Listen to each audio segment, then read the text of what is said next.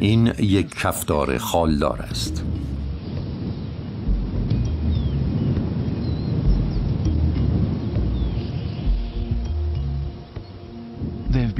آنها از روز قبل گوشت اسب آبی را هدف گرفتند. هنگام خوردن چنین غذایی شیرها همیشه احتیاج دارند که وقفه‌ای برای نوشیدن آب ایجاد کنند. این ماده شیر هم سرانجام تصمیم گرفته که برود و آبی بنوشد. اما قبل از ترک کردن محل او ادرار کرده و زمین را با پنجه‌های عقبی خود خراش می‌دهد. این کار را به منظور علامتگذاری قلمرو تحت اختیار خود و ارسال پیام دورباش به هر دزد بالقوه‌ای انجام می‌دهد.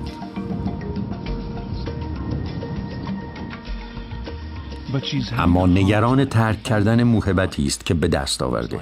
به احتمال زیاد نمی‌خواهد کفتارها به طعمه او دست برد بزنند و برنامه شام او را خراب کنند. ناگهان شغال‌ها از راه می‌رسند. آنها حیوانات گوشتخواری هستند که به تیره سگ‌ها تعلق دارند. مطمئناً این دقیقاً همان رفتاری است که ماده شیر می‌کوشید از آن جلوگیری کند. البته موضوع اصلی در اینجا اشتهاست. شغال‌ها حیوانات کوچکی هستند و زیاد نمی‌خورند، بنابراین شیرها حاضرند این میهمانان ناخوانده را تحمل کنند. تنها حیواناتی که شیرها از آنها گریزان هستند کفتارها هستند. آنها دقیقاً می‌دانند که اگر به کفتارها اجازه نزدیک شدن بدهند چه اتفاقی می‌افتد.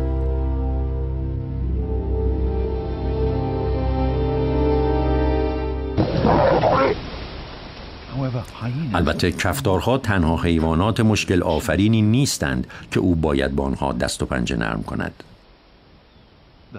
در همین حال کفتارها آماده می شوند که انتظار بکشند. بنابراین الان دیگر ماده شیر کلافه شده تا خود را زودتر به آب برساند و بیش از این نمی تواند صبر کند. او باید آب پیدا کند و همراه شیر نر به راه می افتد. به محض اینکه کفتارها مطمئن می‌شوند که شیرها رفته‌اند، همگی به طرف لاشه شکار هجوم می‌آورند. آنها سراسر روز منتظر چنین لحظه‌ای بودند. به همین دلیل حالا دیگر به شدت گرسنه هستند. بدترین ترس شیرها به واقعیت تبدیل شده. کفتارها دیوانه‌وار به سوی غذا به راه می‌افتند. و چه اشتهایی! کارشناسان میگویند آنها میتوانند در هر وعده بیش از 15 کیلو غذا بخورند. این حجم از غذا تقریباً معادل 1/3 وزن بدنشان است. آنها حتی استخوان‌ها را هم میخورند.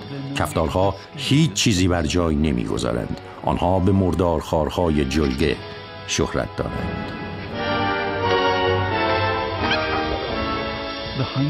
جمعیت کفتارها در ماسایی مارا بیش از 2 برابر تعداد شیرهاست و این تعداد زیاد آنها را به معمولی ترین و متداول ترین گوشتخواران بزرگ در علفزار تبدیل کرده است. اما چه عاملی این لاشخورهای صحرا را به وحشتناکترین رقبای شیرها تبدیل می کند؟ برای پاسخ دادن به این پرسش لازم است اندکی بیشتر در مورد کفتارها بدانیم.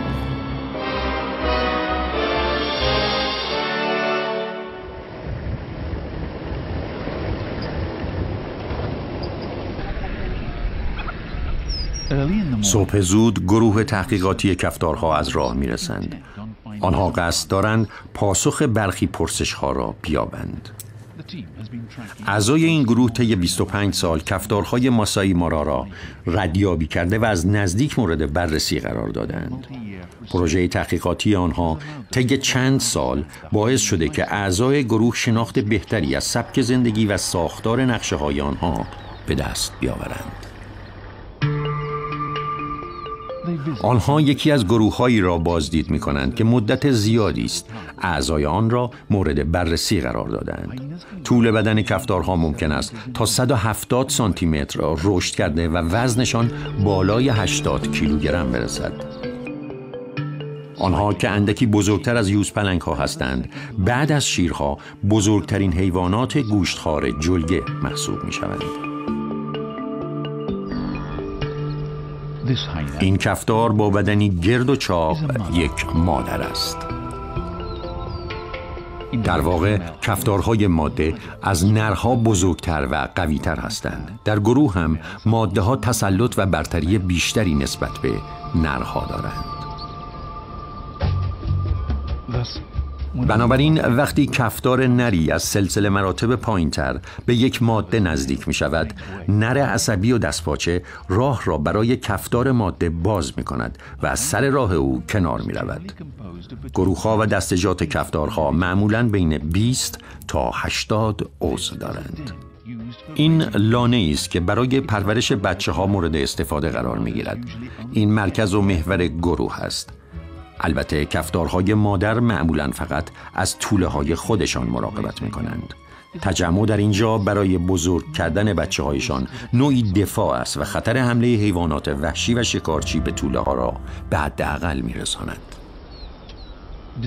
به رغم خودمانی بودن لانه‌ها و صمیمیتی که در آنها وجود دارد، قلمرو این لانه منطقه وسیعی را حدود 50 کیلومتر مربع پوشش می‌دهد. به جز مادرانی که به پرورش بچه‌های خود می‌پردازند، کفتارها عمدتاً حیواناتی منزوی هستند و داخل قلمرو تحت اختیار گروه هر کدام تنها و مستقل به این طرف و آن طرف می‌روند. کفتارها با نادیده گرفتن تمایلات انزوا طلبی خود از مراسمی که موجب تقویت ارتباط و وابستگی‌های درون گروهی می شود استفاده می کنند. آنها از اصواتی هم برای برقراری ارتباط با یکدیگر استفاده می کنند. صدای خنده نشانه اضطراب یا ترس است. این صدا در جریان جنگیدن با یکی از گروه یا هنگام روبرو شدن با یک دشمن تولید می شود. صدای این خرناس با فرکانس پایین که می تواند تا 5 کیلومتر دورتر هم برسد، هنگامی ایجاد می شود که آنها بخواهند یکدیگر را از حضور خود آگاه سازند.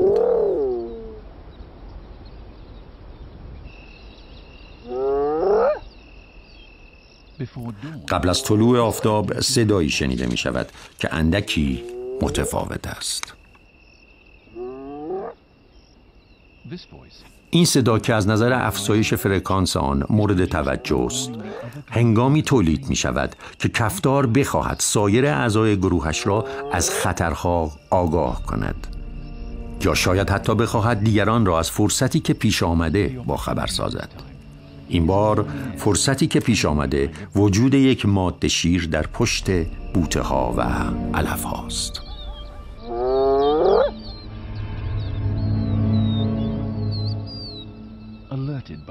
یک گروه از کفتارها که متوجه صدا شده‌اند به سرعت گرد هم می آیند.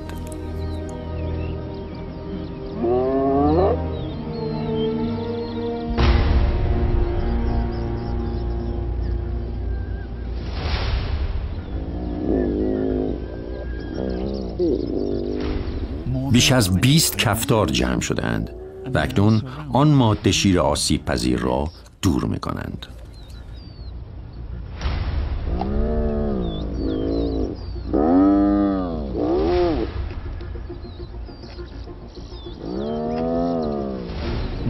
بدون تردید ماده شیر از اینکه آنها مزاحم غذا خوردنش شده‌اند ناخرسند است. کفتارها از روش خرناس کشیدن با فرکانس پایین برای اعلام حضور ارتش کفتارها و ترساندن ماده شیر استفاده می کنند.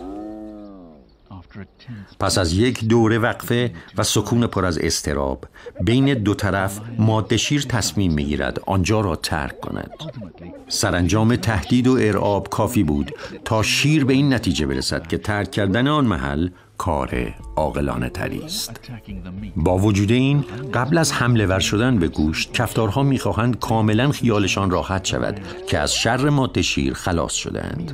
در همین اثنا ماده شیر می‌کوشد بهترین و قابل احترام ترین رفتار ممکن را که در انجامش استاد است از خود نشان دهد. اما نگاهی دقیق‌تر به صحنه نکته بسیار مهمی را آشکار می‌کند. او دم خود را پایین آورده و این حرکت نشانگر آن است که ترسیده. بدون تردید حضور گروه کفتارها او را پریشان و ناراحت کرده. تردیدی نیست که او باید برود، اما در رفتن شتاب نمی کند. هر کار دیگری به جز این فقط دشمن را جسورتر می کند. ماده شیر در حالی که به رفتن ادامه می دهد، آن منطقه را با بوی خود علامت گذاری می کند. او قصد ندارد اجازه بدهد که کفتارها به یک پیروزی قاطع و بیچون و چرا دست یابند. اما به دشواری میتوان پذیرفت که این یک پیروزی قاطع و بیچون و چرا برای کفتارها نبوده است.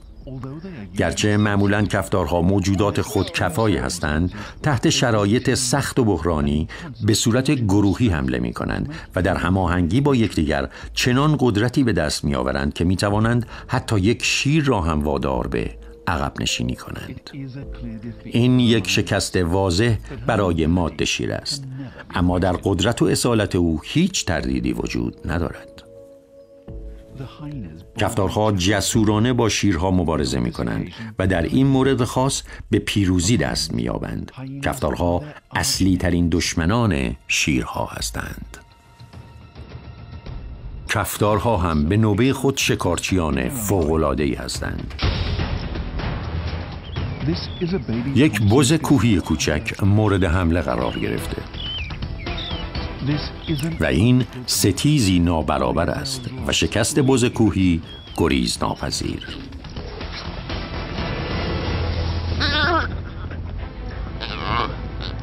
در واقع کفتارها قسمت اعظم غذای خود را از طریق تلاش‌های خود در زمینه شکار کردن به دست می‌آورند.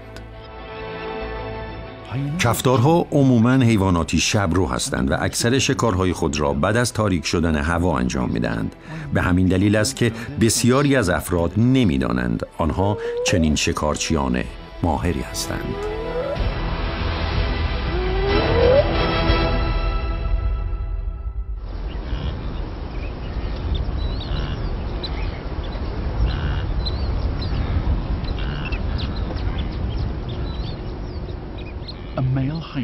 یک کفتار نر به آسمان خیره می شود. مسلماً بی تفاوت نیست. کاری که انجام می دهد نگاه کردن به یک دسته کرکس است که بر فراز جلگه پرواز می کنند. کرکس ها قدرت دیدی بسیار قوی دارند و می توانند مردار را از ارتفاع 1000 متری ببینند. او تصمیم خود را می گیرد. کفتار نر شروع به دویدن در جهت کرکس ها می کند. کرکس ها به او نشان دادند کجا باید برود.